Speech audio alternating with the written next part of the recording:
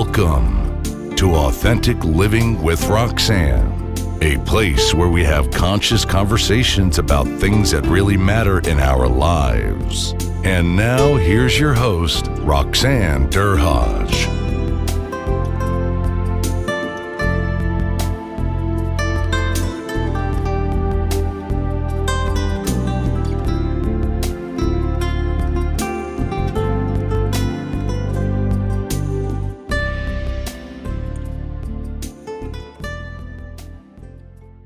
Hi, everyone. It's Roxanne Derhodge. Today, I have the honor of moderating a panel on leadership, and it's a space that I spend a lot of time, and I've been fortunate to be in the same room with many of these amazing women that I sit with today.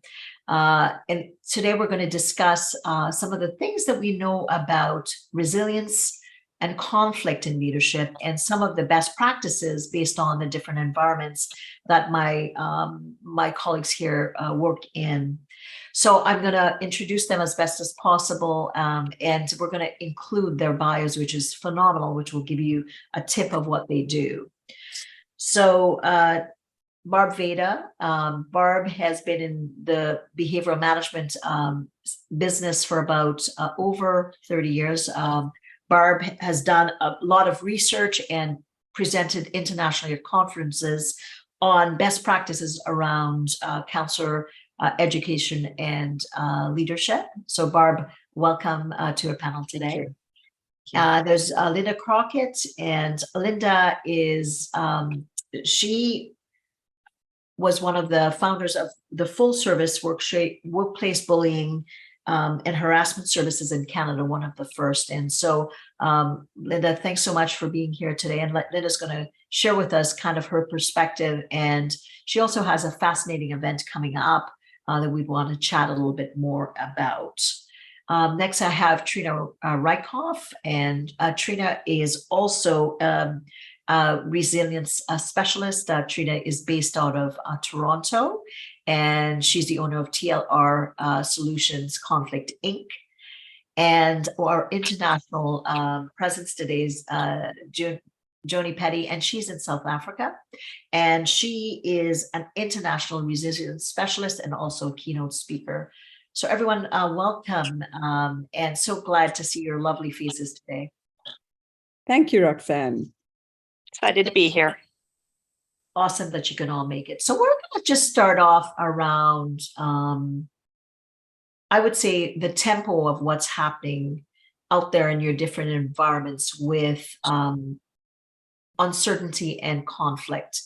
So I'm just wondering, and whoever feels like they can add their perspective, what is it that you're seeing out there with the speaking events or the trainings that you're doing around the element of conflict in the workplace?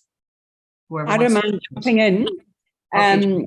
I've done two multinational events this week, actually. One is an automotive industry, and the other is a global beverage company. And I found it very interesting, both at executive level.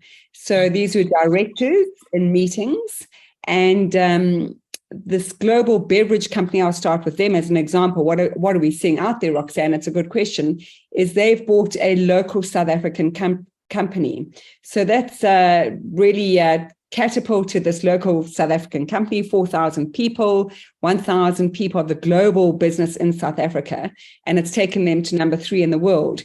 I'm seeing in terms of conflict is the uncertainty and the turbulence of a merger is that people are not storming. So you're seeing groups, the good old Tuckman model that we all used in the 60s, people are coming together, they're forming, they're trying to skip that storming. So they're pushing conflict under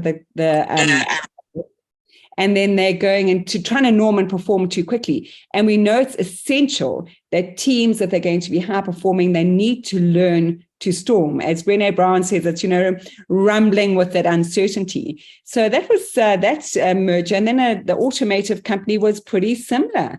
And they're not going through any change. They're a global player, and they are not storming. So this overwhelm, this, with this, too much work, too little time, high stress, is that people are either going gung-ho, so, daggers out, full charge ahead, my way or the friggin' highway, or they're actually going into denial and they're not knowing how to rumble with uncertainty. So I'm seeing polarized approach. So two extremes. So you're not seeing the normative, like you said, storming, where people are actually articulating or sharing what they're experiencing. So you either get, I would say, freeze, where they're freezing, or just kind of going into the woodwork and functioning as best as possible based on what the expectations they think are of them.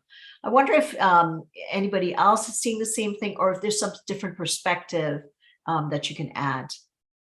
I'd like to add to that, Joni. I think you've made a really good point, because a lot of people are skipping that piece and they don't even realize they're in storming. So even educating them about what storming is, that you're in the phase of storming, especially with people returning to work after COVID, there's a lot of storming going on. And the kind of requests I'm getting right now, I mean, I deal with more than conflict, I deal with psychological harassment and psychological violence.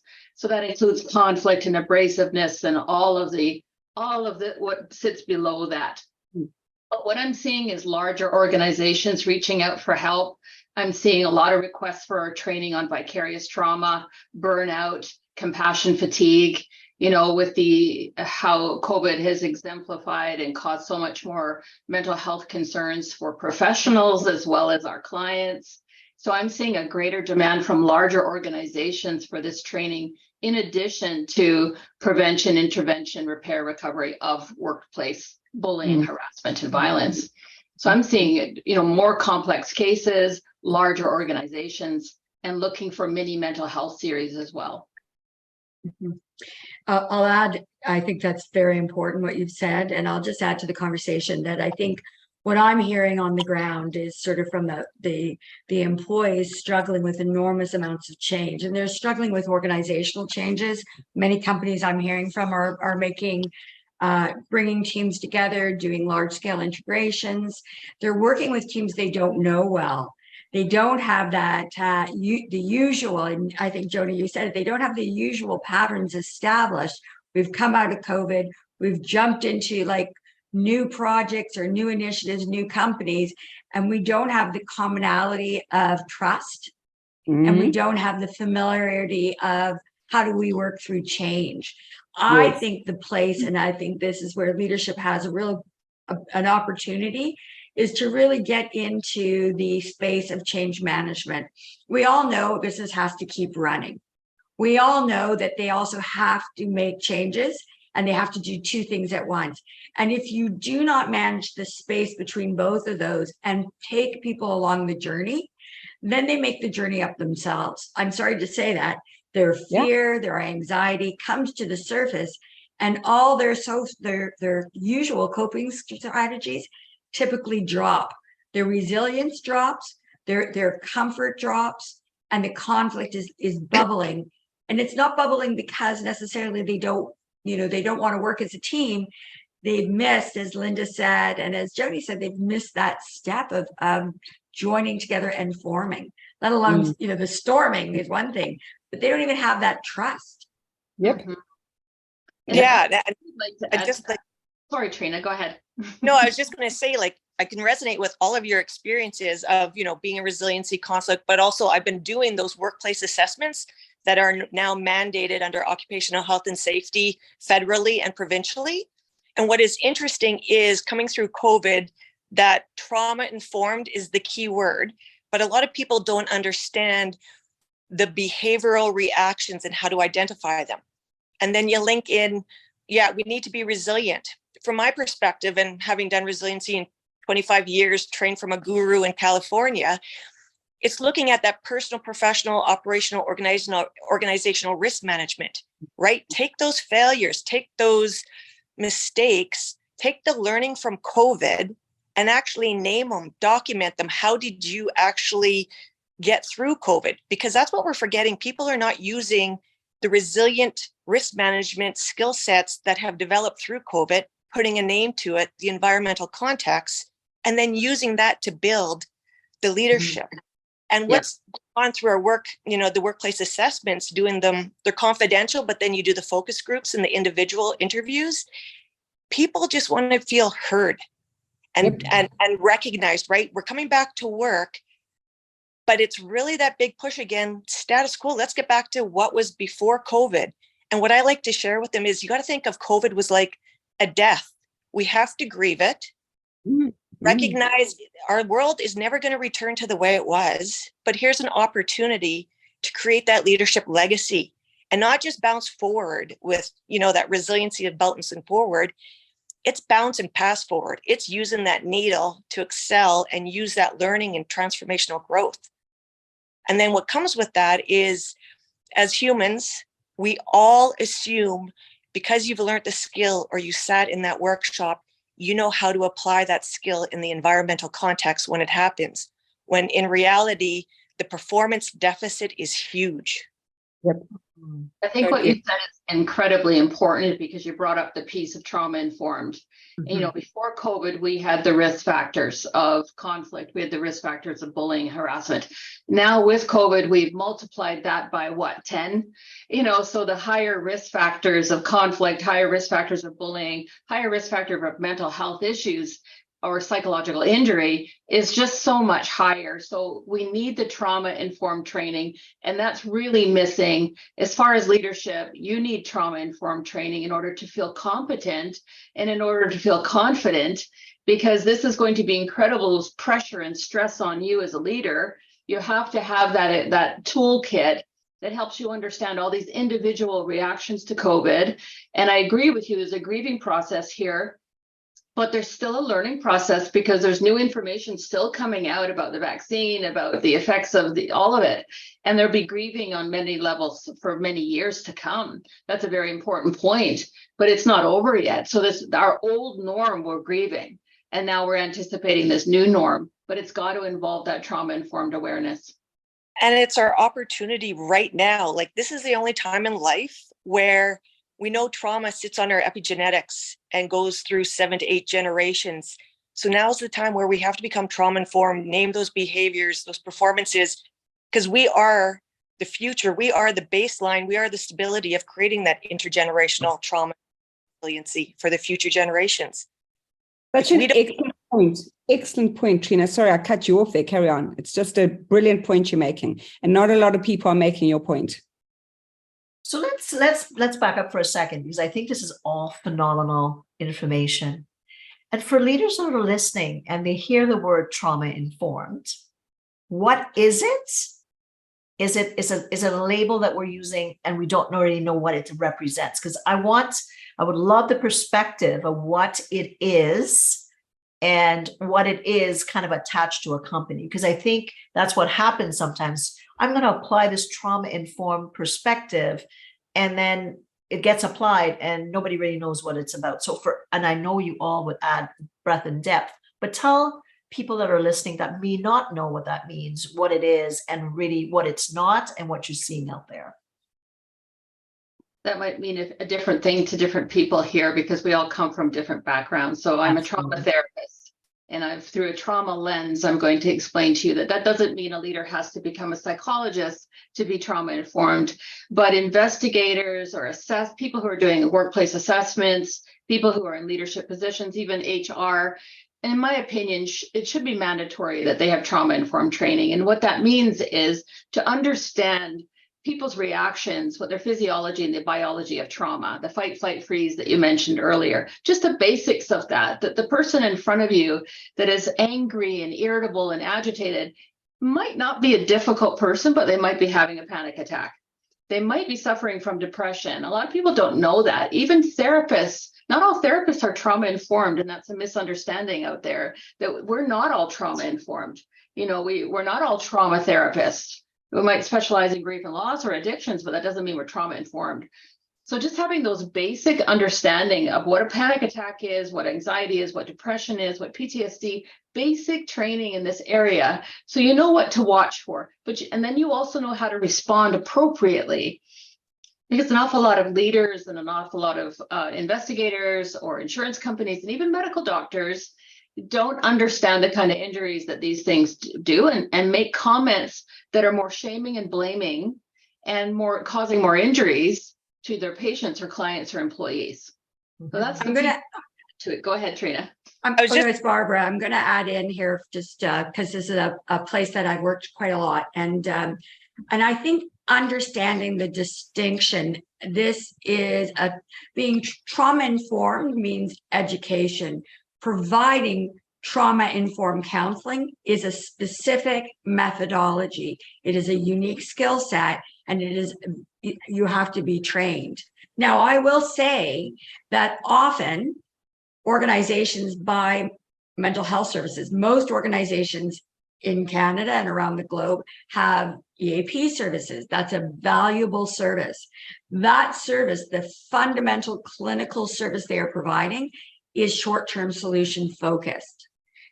When I began, and I'll tell you it was a long time ago, 30 years ago, solution focused literally was helped 80% of the people we saw. And I look to you, Roxanne, you were in this with me. 20% of the people we saw needed something different. Now, were we trauma informed? No, we were solution focused therapists with a core competency, typically in CBT.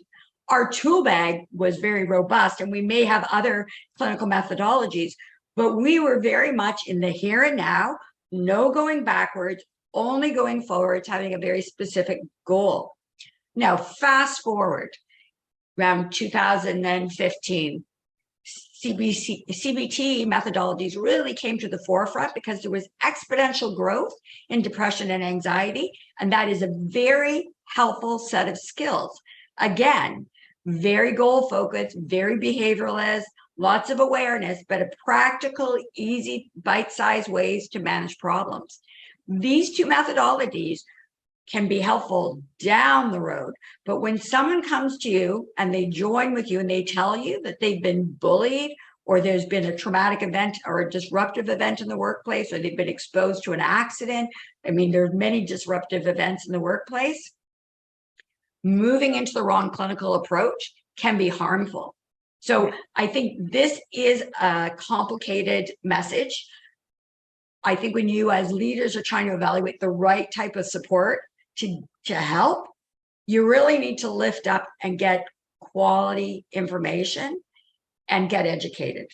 So I sound a bit preachy, but this is a place of passion, because I think the, clinicians, this is my call out to them and to me, is get informed about these different methodologies and get certified and get trained. So I'll, there I go. I'd love to add a concrete example, because when I give my informed workshops, I use the example of having lived in Alberta. I've lived up in northern Alberta in Cold Lake. So back up there, it's a Navy base, it's an Air Force base. So Air Force base, once a year, they'd have Maple Flag. So when Maple Flag happens, all the top fighter pilots of the world come and practice for 5-6 weeks. So my everyday thing would be, before I dropped the kids off, we'd go onto the tarmac. You were like right by the tarmac. We'd watch the jets get ready. You could feel the engines. You could see the flames. It was better than caffeine. I called it rumbling, right? And then we'd watch them take off, land, everything. So whenever I hear jets, and I can hear those F-18s, I get the behavioral, the somatic is I get excited. My heart starts racing. I get a big smile. I'm adrenaline. I am happy. However, now take the context, and my ex-husband is military, and I used to be a veteran affairs case manager, so very well versed in that environment and lived on military bases. So imagine a vet who's been medically released, and now he's going to go for a job interview.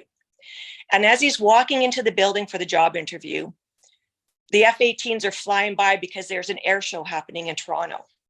But he doesn't get that fun, excited adrenaline rush that I'm getting. He's getting flashbacks of when he might be that pilot who was shooting down in 9/11. And all of a sudden, he's getting those flashbacks, and now he's having a trauma response. But he's supposed to walk into this building and go and have a job interview with HR. And so he walks in, but he's not fully present. And they're noticing the behavior's different. Everybody knows there's an air show because they now announce it in the papers, TV, radio. You think about people who've come over from the war. right? The sound of planes is not always a happy feeling for people. It is a trigger. So if you were trauma informed and you were aware that the air show was going on, and here's a veteran, because it says he's a veteran on his resume coming in, but something's off. Becoming trauma informed, you would be able to recognize and understand the environmental context that might be influencing the behavior and how to then ground him. So then he could fully participate in the interview. I like that example, Trina. And another piece to add to that is that that person coming in would get the message from that interviewer that it's safe to share, I'm having a reaction, because you might not even be able to say that, right? That I'm having a reaction. You know, people who've just come out of a very toxic work environment, going to a new interview, they're having anxiety, they're getting triggered, and having an environment that is trauma informed would set the space, a safe space for an interview, and allow you to be honest rather than make up some stories as to why you've left that job. A lot of my clients say, well, how do I, what do I say if they ask me why I've left that job? It should be okay to say, I was bullied, there was an investigation, it was substantiated, and I need to move. So that's what trauma informed would be. And I think trauma informed is one strategy in creating a psychologically healthy and safe workplace, because trauma informed provides the workplace, the leaders, that psychological protection that they're giving to their employees and to all their staff members, everybody in the organization. So understanding where trauma informed fits under the Canadian National Standards, the International Labor Standards of the 45003, the Bill, 168 in Ontario, each province has their own descriptors, but understanding trauma informed and creating psychological health and safety now is a risk mitigation strategy for all of it. That's amazing, right? Because, the average person and all of us here, we understand all the lingo, right? Mm-hmm. And I think of when I worked with Barb and I managed a portfolio of 50 companies, at any given point, I would say about 65% of my portfolio was in flux. So think of the context of not knowing some of the basics that we're talking about, and now bring it forward to 2023, where flux is a macro kind of umbrella to everything that people are experiencing within companies. And then try to not be trauma informed about what people experience through COVID, what people are going through with right sizing, downsizing, selling off of certain parts of companies, mergers, acquisitions. That's a whole lot of moving parts all at once. And within the context of that, we're wondering, what are people needing? And if you're not aware as a management team or a supervisor or a middle manager of all those elements, not that to someone's point, you don't have to be a trauma therapist or a psychologist in any way, but you have to know the fundamental basics of what are the symptoms potentially that might display itself when someone's sitting across from you, and then know enough to say they're needing a bit more. They need to be able to be sent somewhere else. And I think that's the education piece that I think is needed out there. I think though, for the education piece, what I find to be absolutely ironic is that we're talking about psychological safety. Psychological, it's in the title.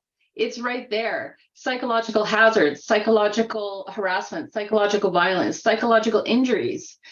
It's right there. If you've got a psychological component, you need to have the trauma-informed piece as well.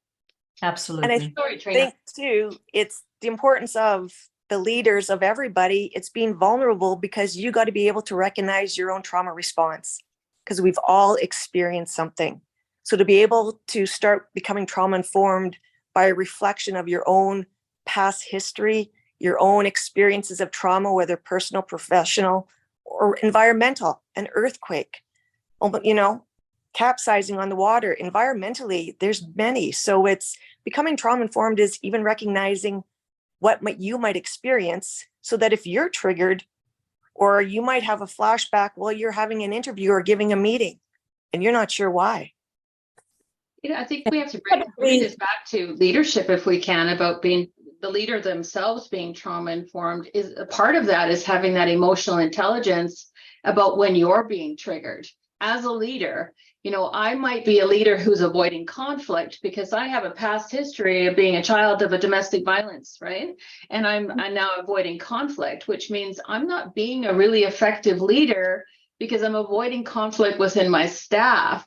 So part of being trauma informed is that emotional intelligence, having self-insight to your own triggers, your own limitations, your strengths, of course, but also to having trust in your own judgment, being aware, knowing that you need to go deal with your fear of conflict.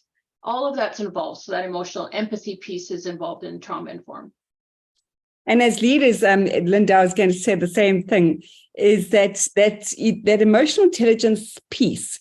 I mean, I look at research from 150 countries. I mean, that's a lot of big bank research, 100,000 people at a time, is that, this whole emotional intelligence piece, we know that the research is showing that leaders who have good EQ perform, twice as well as leaders who don't. So if you're trauma informed, I love the examples that both you and Trina have given. So, if you come from, a household when there was abuse, and there's bullying in the workplace, is how do you actually language that? So your emotional literacy, how do you navigate those emotions? So it's having all of those capabilities, and those are measurable skills. Those are teachable skills. So we are finding worldwide that where organizations are prioritizing EQ upskilling and training, they are 22 times more high performing. So it's really, that's the heart of it is, I always look at resilience with 4 dimensions, and we can go, risk management and change management programs, but I go, emotions drive people and people drive performance. So you've got to go back to the person, and the person has 4 legs to the table. What is their mental resilience like? What's their emotional resilience like? What's their physical resilience like? And what's their sense of purpose? And when you start dealing with people as individuals, giving them those EQ skills, teaching them that self-awareness, giving them, to what Barb was saying earlier, those things around as individuals, how do we trust each other? Trust worldwide has gone down dramatically. So we've really got to go back to, I think we've got to go back to basics post-COVID. And leaders need to be given some of these, the toolkit to handle, what we used to call the soft skills. So Joni and team, here's my question. And I love what you said. And here's the challenge. If you look at the corporate structure, the executive structure, I believe it's still often dominated by men, and there isn't as much diversity as we wish. I think that tide is changing.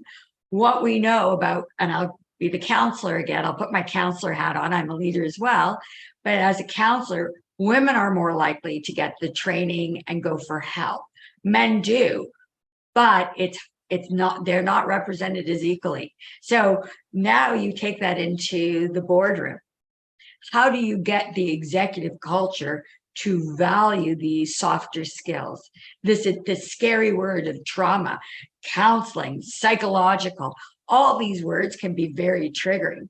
How do you put them into a context that they show the value of that social importance for your leadership skills, but also for your organizational performance? As we become more aware, as investors are holding organizations more and more accountable to the social aspects of their organization, these skills are going to come higher and higher into the priority list. So shifting that traditional male set of skills that we've all experienced as leaders, not to be sexist here, but I am being a little generic and generalizing. How do we shift that into these other types of conversations and soften and increase? It's simple. Okay, good. Joni, solve it. Give it to us. Trina mentioned it earlier, workplace assessments. So I work mainly at senior management and director level. And you're right, unfortunately, Barb, is that 80% of the teams that I work with are men. So I don't ever, and you would say data, I would say data, is that workplace assessments, you've got to go in with data. So I did a Chicago team, actually all men, on Tuesday night. And it was interesting. I made them do a workplace assessment. I said, here is a worldwide validated assessment. and it's validated and it's reliable. I teach at business schools. It looks at the 5 drivers of high performance in your exec team. Are your people motivated? Are they, what do they have the ability to, and agility to handle change? What is the teamwork cohesion like? What's the execution like? And then the 5th driver is trust. And let me tell you, there were 3 pulse points per each of those 5 drivers. So 15 pulse points. And that was scoped against 50,000 teams worldwide. So looking at where they were at, they were shocking these men, and trust was at a low. So you can't open those conversations unless you've got data. I think that's a simple way to crack the code. Can And I the just data, ask you a question, when Joni? How do you get them to accept an assessment? I mean, I agree, assessment and data is critical, but how do you even get in the door if you've got resistance? The old boys club, the old girl club is saying, no, I don't want to know. They have all kinds of reasons. How do you get past that? I can share that in Canada. Coaching. And when you're coaching the CEO, and I've been coaching the CEO for a year now, and he has a hybrid team in Chicago, Spain, Amsterdam, and Cape Town. So his exec team are all over, these guys. And I said to him, I can tell you right now, from what I've heard around the world, you don't have a cohesive team. And if I was you got to, as good old Jim Collins said also 20 years ago, good leaders need to look in the mirror to see what's happening. So let's put the mirror up. Let's have an assessment and let's, see what's happening. What if they say they don't want to know? I mean, Unfortunately, then they take something critical oftentimes, unless you're in the front door with the CEO for them to start to listen. Or in Canada. We've taken we've had critical situations, right? Unfortunately, then that opens the door. Or business cases too, right? Like competitive edge, potentially. But Linda, you're right. How is it? If you're preaching to the aware. Right now, I've lost someone. There's been a critical accident. I'm losing market share. So what's the value of a case? That's different. But if you're talking about the unaware portion of sectors, that's something. I mean, maybe Trina can share. She was going to share something. Yeah. Those are the people that are harder to get to. But maybe you do have an inroads at some point in a different way. With the assessments that I do, there is a cost to conflict. So when you want to get to that C-suite or the male who's not as sometimes, resistant, it comes down to time, money, and reputation. And there actually is a formula to calculate the cost of conflict. And when you have the metrics and you have the stats of the disability, the retention, the presenteeism, it all comes down. And that's part of having a workplace assessment. This was such a great interview that we decided to turn it into a 2-part series. Be sure to tune in next week for part 2, so you don't miss out on the amazing content. Thanks for tuning in to Authentic Living with Roxanne, creating the space for positive, healthy change. Roxanne is a keynote speaker, psychotherapist, and coach. To work with Roxanne, visit roxannederhage.com/blueprint. We'll see you next time on Authentic Living with Roxanne.